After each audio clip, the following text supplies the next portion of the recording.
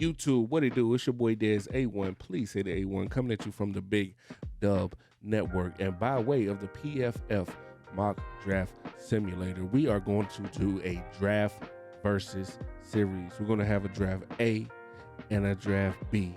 And you're going to choose which one you would prefer, which one you would like, which one would take this team to the next level a little bit faster, which one hit the needs a little bit more. You'll be able to decipher between the two which one you think is a better mock draft for the team right now. And we're doing this in name of our new signed GM, Adam Peters, coming over from the San Francisco organization to help turn this thing around in Washington. So just sit back, relax, like, subscribe, comment, and let me know at the end which one of these mock drafts you prefer. Moving on in. Let's see. Caleb Williams taken first. Okay, no questions asked.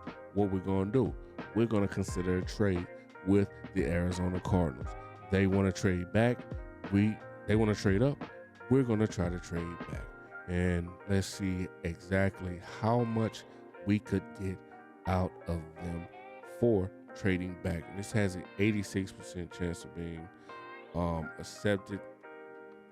It's their algorithm, not mine's, people. So this is what they want to come up to get whoever they want.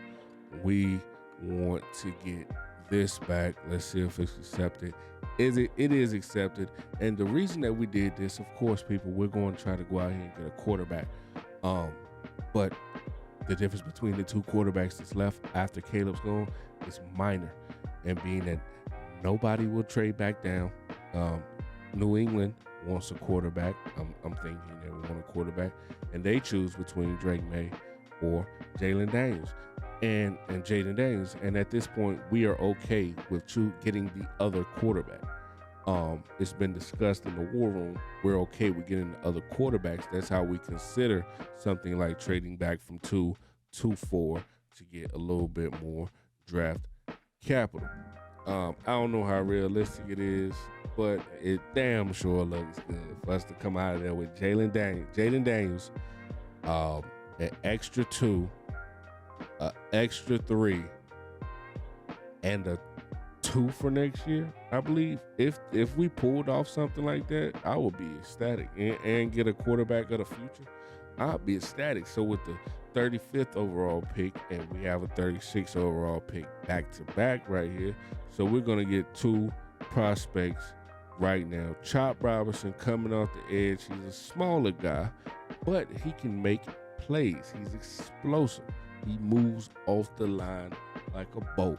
And that's something that our other edges really didn't do prior to. I think like a Chase Young and a Montez Sweat were more bigger edges, set the edge type of guy. This guy's an explosive guy. He's smaller, but he's powerful. And I feel like he'll be something different for our defense to utilize. And he'll just look different to us because we didn't have anything like that in the past. And of course, Troy Fontenot is here, so we're going to attack the offensive line as well. Troy Fontenot, he has the ability to play inside and outside. We need that left guard position filled a lot sooner than our tackle positions, in my honest opinion, because I'm not one that believes our line is as bad as most fans would lead you to believe. But if we can put him at that guard position at least for a year, he has the ability to slide out to tackle, or maybe he just end up staying at guard and he's future All-Pro. Cosby's going to be a future All-Pro for us, so maybe that works out. But we did attack the edge and tackle with those first 2 picks of the second round. So if we were to have something like this happen where we get like a 35th and a 36th overall pick, and we're picking here at 40, I would utilize this pick as a fun pick. Just to go get something. Maybe we don't necessarily need it, but it would be an upgrade or a big time upgrade for us. And that can come in the receiver position, tight end position, maybe the running back position at this early. I don't think we'll utilize those positions or attack those positions at all. But one thing I do want to consider, Byron Murphy at this position here. I know we have two highly spoken of defensive tackles, and even a backup that's considered, if he puts it all together, he can be quality. But what if we consider moving on from one of those, from the tackle that is a former captain of ours, but it's just not happy here? What if we chose to move on? I think he'll be somebody great to put in that spot, or like a Tavondre Sweat. That's one of the guys I really like, or the Brandon Dorless. So it's just a thought. But what I'm gonna do is I'm gonna go get somebody from Texas, but it's gonna be Jatavion Sanders. It's gonna be Jatavion Sanders. He can make plays. He's explosive at the tight end position. What more can you ask for? And here, I'm gonna attack. I'm gonna attack the guard position. Christian Hayes here, and we also have to consider a Christians, Mahogany, and also Christian Hayes. I think this is a perfect position for us to attack the guard spot or the center spot. We have a couple centers that we think we can build on and just give them the opportunity for this year. And if not, then the center will be something that we can attack in the draft in the future. But a Christian Hayes. So if we go get someone like a Christian Hayes, even though we drafted a Fanu in the second round, we would throw Christian Hayes immediately at the guard position. And then Troy Fanu is battling for that starting position at either right tackle or left tackle, in my honest opinion. So we're going to go to Christian Hayes right here. And with that being said, let me see if this guy's available. Johnny Wilson. I really like Johnny Wilson. Johnny Wilson's like 6'7", 237. 6'7", 237. He can grow into a tight end. We can keep him out on the edge as a receiver. But he can make contested catches. He makes difficult catches. He's a big receiver, something that we never have here in Washington. And if the new group, new coaching staff, and the new front office group value someone like a Johnny Wilson, I think we'll attack him even earlier in the draft if we have to go out and get him. I'm going to take Johnny Wilson. I think he'll be a great mesh with what we already have, especially if we lose Curtis Samuels. He'll be able to, take one of the X or the Y and just be there. And if we need, he's out there if we need him. Just throw it up to him. We need to make a play. I think he'll be able to make a play. So 100th overall, I like to attack Bucky Irving here. Bucky Irving, a little small, shifty back, catches a lot of passes out of the backfield. Just a very quality back, and very productive in Oregon. So I think this will be something that also mesh with the current backs that we have here in Washington. So I said we weren't going to attack the center position. We have a couple guys, a Larson and a Stromberg. I think we still got Nick Gates on the roster as well through this year. So I'll be interested on getting a guy like a Cedric Van Pran. But we're going to go back to the edge here. Getting in another edge, or what could we do at tackle? Let's see if I can do like a tackle or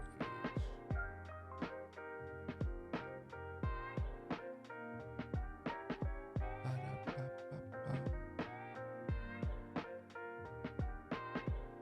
Blake Fisher, who played alongside on the opposite side of Alt.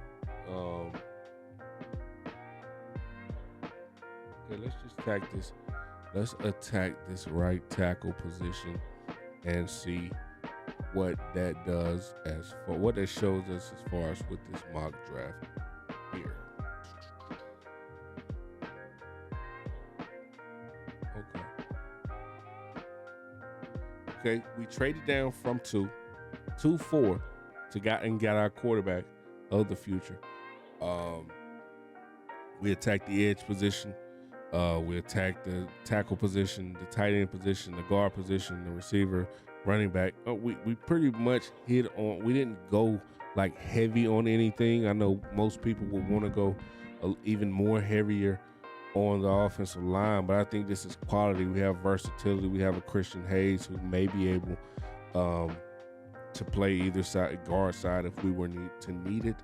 But he'll definitely slide into that left guard position because that's the one that's so in need for us. A Blake Fisher who can challenge for that right tackle position, and a Troy Fontenot who can pretty much just go wherever we need him and be amazing at that position. So this here, this here is the first mock. Call this mock A, and let's get right into mock B.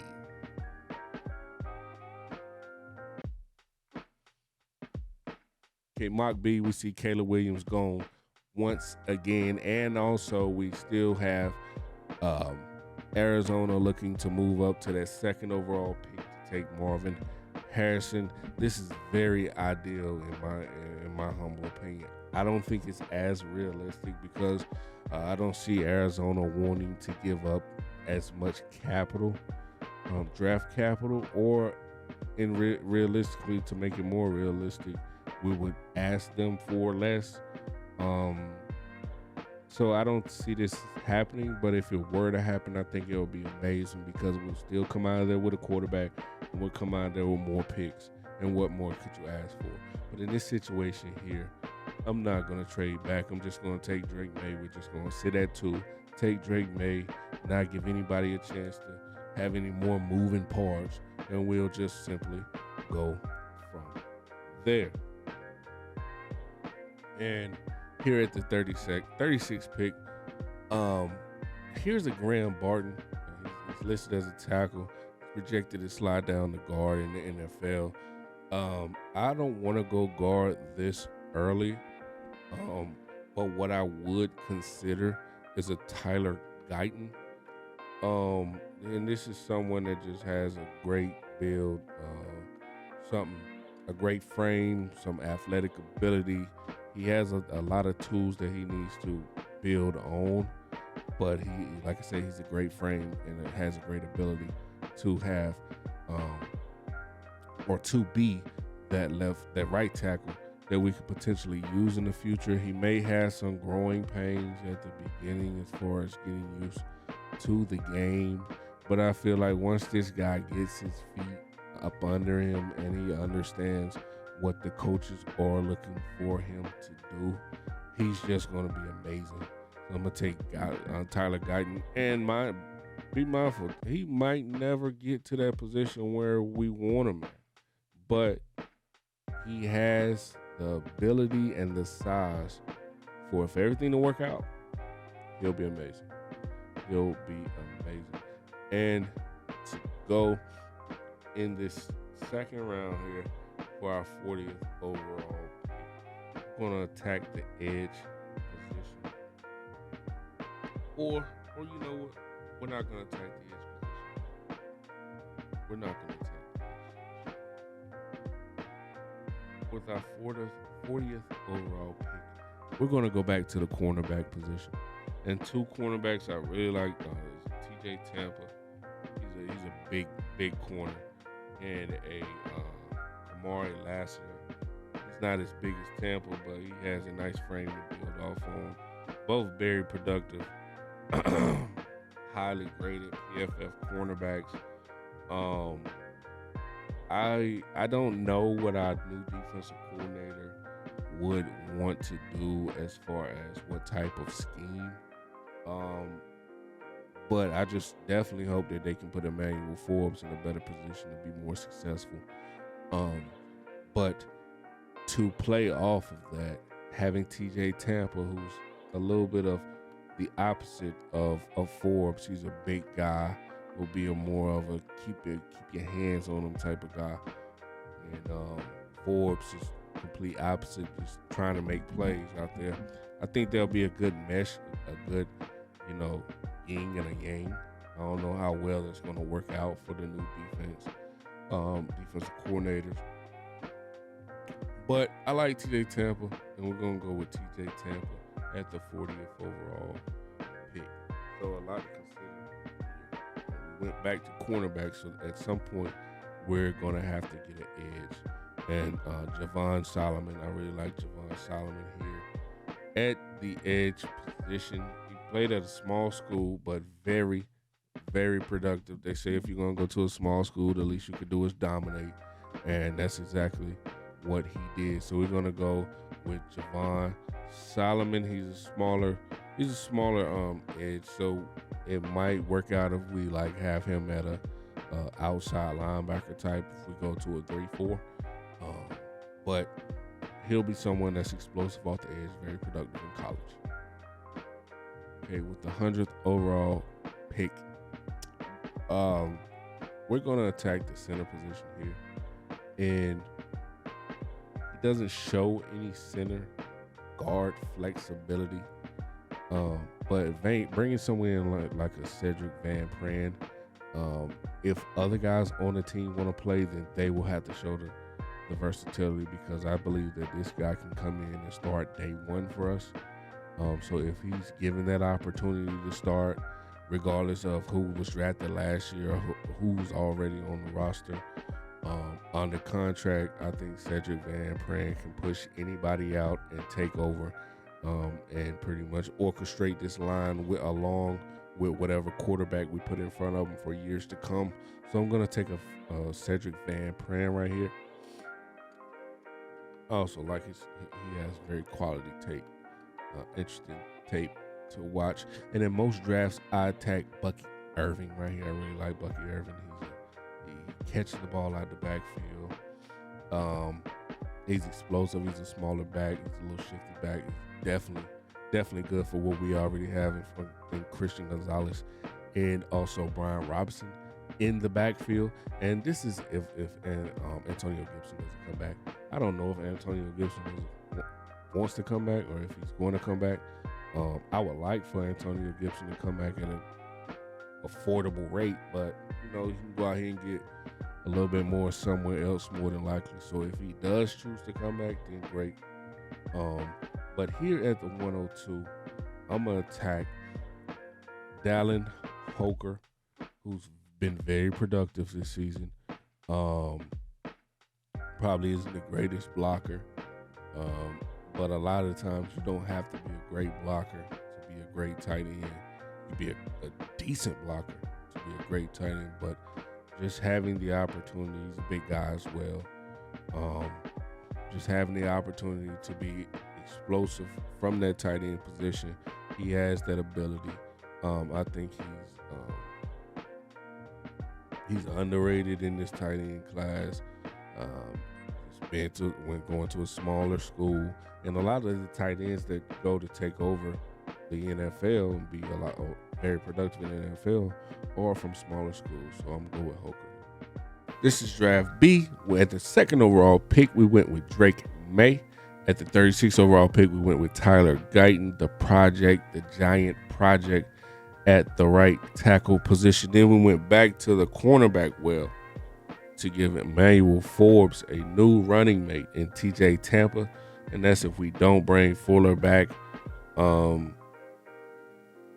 almost said something about St. Juice, but I'll just leave that alone. And we attacked the edge position with a Javon Solomon, small school, but very, very productive. At the center position for our 100th overall pick, last pick of the 3rd round, is Cedric Van Pran. Like I said, I think he can start day one for us if he's given that opportunity. And at the 102, we attacked the tight end position with Dallin Holker, small school but productive. I like this draft. This is draft B. So, Washington Commanders fans, we have draft A and also we have draft B. Which one do you feel a little bit more comfortable with? Honestly, in my opinion, I think it's heavily weighed to draft A. We landed possibly our franchise quarterback along with so much other draft compensation just from trading down from 2 to 4. And I feel like if PFF's algorithm accepted that trade, then it's a quality trade, right? I don't know. Either way, I think it's weighed heavily to draft A. But if you feel like draft B is better, we went ahead and took our franchise quarterback at 2. We didn't risk anything by trading back to 4 and taking destiny out of our hands and leaving things to chance just for a few more picks. So if you think that was a better route, let me know, man. Let me know down below whether you take draft A or draft B. This is the mock draft versus series, again, in name of our new GM, Adam Peters. I am Des A1, and until next time, peace.